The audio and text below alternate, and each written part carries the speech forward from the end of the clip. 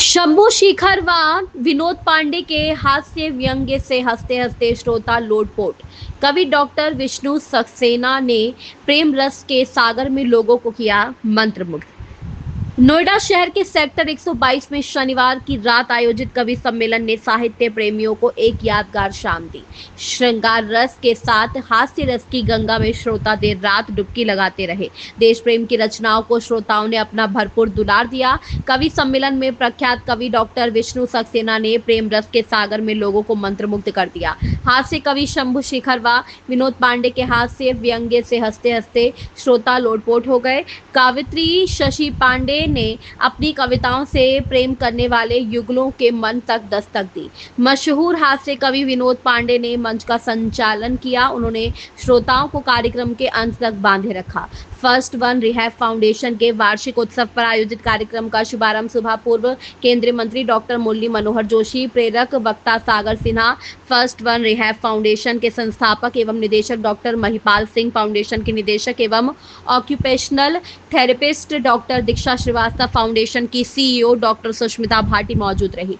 केंद्रीय मंत्री बीएल वर्मा ने दिव्यांगों को 10 इलेक्ट्रिक ट्राईसाइकिल, 10 सामान्य ट्राईसाइकिल और 20 व्हीलचेयर उपकरण वितरित किए। छात्रों द्वारा तैयार की गई स्किल डेवलपमेंट प्रदर्शनी, जिसमें हस्तशिल्प, रेजिन आर्ट और अन्य नवाचारों के माध्यम से बच्चों की रचनात्मकता, कौशल और आत्मनिर्भरता की झलक देखने को मिली। विद्यार्थियों ने संगीत, नृत्य, कविता और नाटक की आकर्षक प्रस्तुतियों से उपस्थित लोगों का मन मोह लिया। एक सम्मान मां के नाम पहल के तहत माताओं के समर्पण और योगदान को भी सम्मानित किया एवं फिजियोथेरेपी के क्षेत्र में उत्कृष्ट योगदान देने वाले विशेषज्ञों को अवार्ड ऑफ ऑनर से नवाजा गया। सेरेब्रल पाल्सी विषय पर प्रकाशित पुस्तक का लोकार्पण किया गया। बीएल वर्मा ने कहा कि डॉक्टर महिपाल सिंह की टीम केवल समाज सेवा ही नहीं बल्कि मानवता की सच्ची सेवा कर रही है। प्रधानमंत्री नरेंद्र मोदी के नेतृत्व में दिव्यांगों के सशक्तिकरण के लिए अनेक ऐतिहासिक निर्णय लिए गए हैं। सरकारी नौकरियों में आरक्षण 3% से बढ़ाकर 4% तथा उच्च शिक्षा में 3% से बढ़ाकर 5% किया गया है।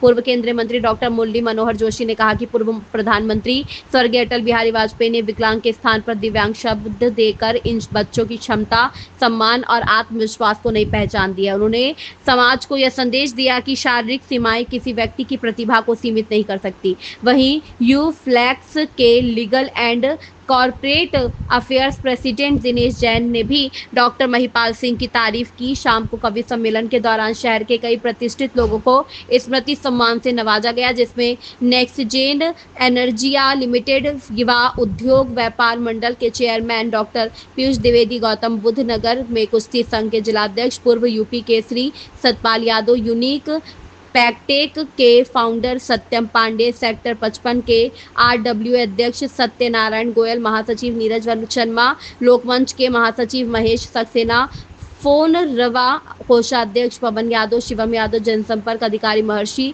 यूनिवर्सिटी शिवम यादव, अजय कुमार गुप्ता, पूर्व मंडल अध्यक्ष माथुर वैश्य सभा नरोत्तम शर्मा, मनोज चौधरी, शिव कुमार तिवारी, सुरोजित दास गुप्ता, नरेश प्रधान, आकाश शर्मा आदि प्रमुख लोग मौजूद रहे।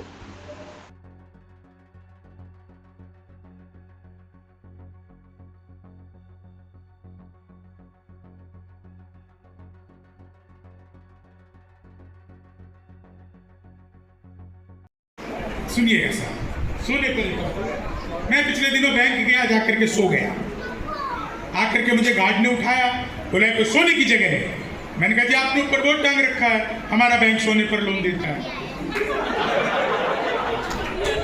मैं तो लोन लेने आया था, मुझे क्या पता सोना पड़ेगा।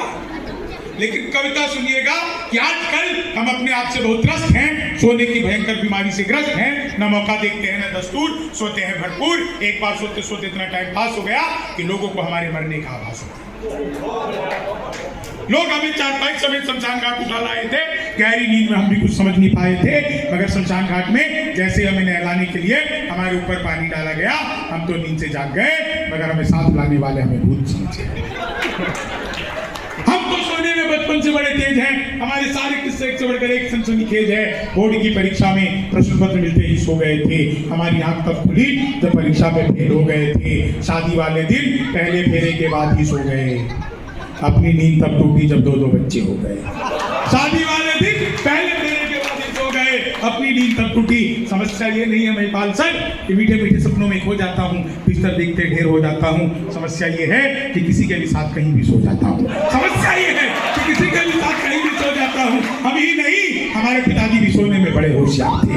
उन्हें जब रामलीला में कुंभकर्ण के रोल में इस साल सुलाया जाता था तो अगले साल की रामलीला में उठाया जाता था। दादाजी सोते सोते पैदा हुए, सोते सोते मरे थे। उनकी इस प्रतिभा से शहर के सारे लोग डरे थे। हम भी कुछ ज्यादा कर्म नहीं फरमा रहे हैं, सो परिवार की सोती हुई परंपरा को और सुला रहे हैं। अब तो बस यही तमन्ना है कि आप लोग हमें सम्मान के बदले दे दे चारपाई, साथ में एक रजाई।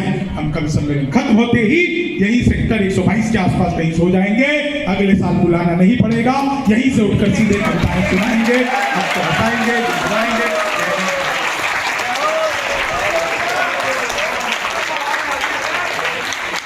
बहुत बहुत धन्यवाद, बहुत शानदार, अद्भुत, अद्वितीय, ऐतिहासिक। 5 मिनट में और आप लोगों का समय लूंगा। प्लीज जो जहां बैठे